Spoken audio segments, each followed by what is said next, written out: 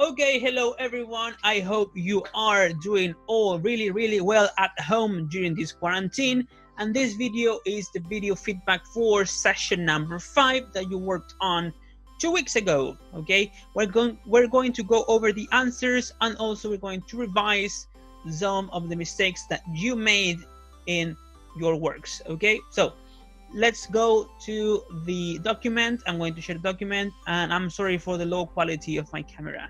Okay, so the first activity of the class, you needed to look at these 5 words, a word to date, at least, unicycle, and juggle, and you need to write what you think they mean in order to predict their meaning. Okay, so those of you who tried to predict the meaning of the words before looking them up, you did a really great job.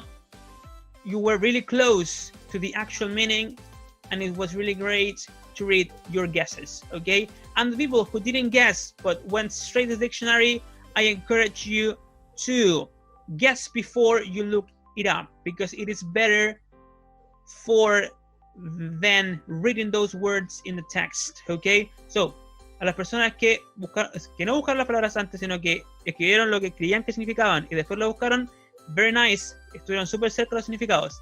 Las personas que no hicieron eso, solamente lo fueron a buscar directamente al diccionario, hagan el ejercicio de primero preguntarse qué es lo que puede significar y después buscar el significado, porque de esa manera están desarrollando una habilidad que les va a servir mucho después cuando tengan que leer textos en inglés. Okay, so let's go over the meanings.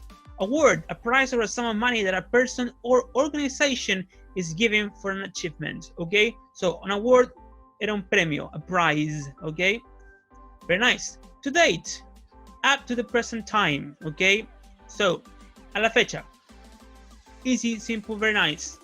At least, as much as, or more than, a number or amount. In Spanish, that would be al menos. Okay, then we had unicycle, which is a vehicle like a bicycle, but with only one wheel. Okay, so picture a bicycle with one wheel, un monociclo. And the last one, to throw several objects up into the air and then catch and throw them up repeatedly, so that one or more objects stays in the air in order to entertain people. Okay, so in Spanish, malabares. Okay, so your guesses were really nice. Let's move on. The first exercise was to look for the words in the text. So here we have a word, to date, at least, and here we have unicycle and juggle, and then look for the meaning. We already covered the meaning, so let's move on to exercise number 2. Okay, in exercise number 2, you had to read the text and check the activities that Jessica mentions in the article, the activities that she did for her award last year. Okay, so the example was camping, so she went camping, so that's something she did, check. Then we had canoeing. Okay, check, she did canoeing, it's in the last paragraph right here. Okay, I went on a 4-day canoeing trip, so she did canoeing, very nice. Climbing a mountain, not really, she didn't say that, and it doesn't mention, the text doesn't mention any mountains, so no check for that one. Playing basketball, no, she didn't play basketball, but she did play soccer. Okay, where is that in the text? Right here. I've never been good at sports, so the physical section wasn't easy. I joined the girls' soccer team. So if she joined the team, she played soccer. Okay, very nice. So that's a check for playing soccer. Then volunteering. Yes, of course she did volunteering. First, like here, for the community service. Community service is volunteer work. And then she writes, I volunteered. So volunteering, yes, of course she did. That's a check on that activity. And finally, whitewater rafting. No, she didn't do that. As I told you before, at the beginning of this exercise, she did canoeing. And canoeing and whitewater rafting are not the same thing. They are different sports with different equipment. So that's a not check on that activity. Okay, so she did camping, canoeing, playing soccer, and volunteering. Very nice. Let's move on now to listening comprehension. This activity was really good. The only problem that we saw was in the first one, but it could be mistaken. So, but the rest was really fine. Okay, so no problems whatsoever. Let's go over the instructions and then the answers. So you had to listen to Oliver talk about his experience of the Duke of Edinburgh Award, and you needed to choose the correct answers. Okay, so number one, the 4 sections in the bronze and silver awards are the same. Okay, so the sections are the same. The thing that changed was the amount of time they needed to keep doing the things for the sections. Okay, but the sections were basically the same for both the bronze and the silver awards. Okay, number 2, Oliver helped at a homework club at an elementary school. He says that she helped on her mother's elementary school. Okay, the elementary school where his mother worked. Okay, so let's move on. Number 3, he had music lessons and learned to play the guitar. Okay, in the audio he mentions the drums, but he says that in his house there was a guitar, so he decided to take up guitar instead of drums. Okay, so he played the guitar. Number 4, he joined the school he joined the school basketball team. Okay, in the audio the girl he's talking to mentions, you joined the football team, the soccer team, but he says, no, actually I joined the basketball team. Okay, so the answer was basketball. And number 5, for his expedition he went hiking in the Canadian Rocky Mountains. Okay, hiking. In the audio the girl asks him if he camped during his trip, but he said that the mountains was too cold to camp outside, so they slept in huts. So they went hiking, they didn't go camping. Okay, it was really great. As I told you before, you just had problems in the first answer, but the rest was really okay. Okay, now we move on to speaking. Okay, and now here we have some problems. Some of you made some really major mistakes, okay, regarding the questions and some of the answers and some of the pronunciation of some words, but we can work it out in this video. Okay, so first of all, what do you have to do? You need to ask someone from your family, a relative, your mother, your father, your brother, your sister, an aunt, an uncle, whatever, about his or her experiences. Okay, so you needed to create questions, and the first problem you had was with the questions. Okay, el primer problema que vieron ustedes en este ejercicio fue con las preguntas. Okay, remember we're working with the present perfect, so the question for the present perfect goes, have you ever, or have you done? Okay, here we need the verb in the past participle form, but lots of you use the present form. So instead of have you ever done, you said have you ever do, and that's not correct. Okay, so remember, if you are talking in the present perfect, you need to ask questions with the past participle form of the verb. So have you ever, or have you done any volunteer work? Have you tried? Have you gone? Have you won? Have you spoken? Have you slept? Have you visited? And have you had?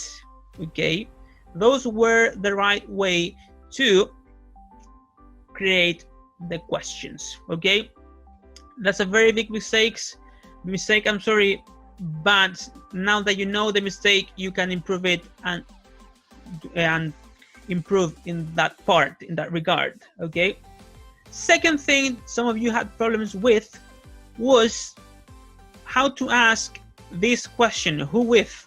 Okay, when you ask who with, okay, you want to know who went with you in a trip, the word with always goes at the end, ¿ok? Cuando queremos ocupar, decir o preguntar con quién fuimos o con quién fuiste, la palabra with siempre queda al final. Entonces, por ejemplo, quedaría, who did you go with? Who did you go with?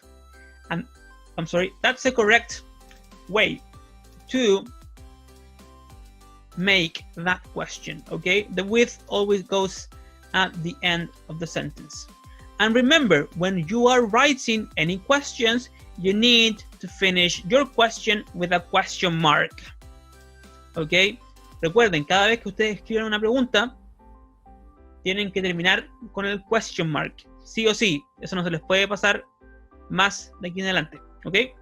Very nice. Those were the major mistakes about how to write the questions, of course, how to answer them. Because if you ask a question with the present perfect, you need to answer the present perfect. But most of you did answer the present perfect. And now we're going to move on to more pronunciation-based mistakes, okay? Vamos a pasar a problemas con la pronunciación of some words, okay? So, first of all, we need to talk about ed endings, okay? Tenemos que hablar sobre los ed endings, okay? How do you pronounce an ed ending? It depends on the word, okay? ¿Cómo se pronuncian los ed endings? Depende de la palabra. Here I have three examples. I have helped, played, and visited, okay? So, let's go one by one. Helped. The word help ends with the sound P. P sound, okay? That sound in English is called voiceless. Why is it called voiceless? Because when you pronounce the P, if you touch your neck right here, you don't feel your vocal cords vibrating, okay? En inglés, los sonidos que son voiceless son aquellos que cuando tú haces el sonido, por ejemplo, pa, pe, pa, pa, las cuerdas vocales no vibran, ¿ok? Se mantienen quietitas, ¿ya? So, when we have a voiceless sound like a P, the next sound, the ed ending, is pronounced with a T, ¿ok? Entonces, cuando tenemos sonidos voiceless, el ed se pronuncia como una T. Entonces, en este caso, en pasado participio sería helped, ¿ok? Let's move on.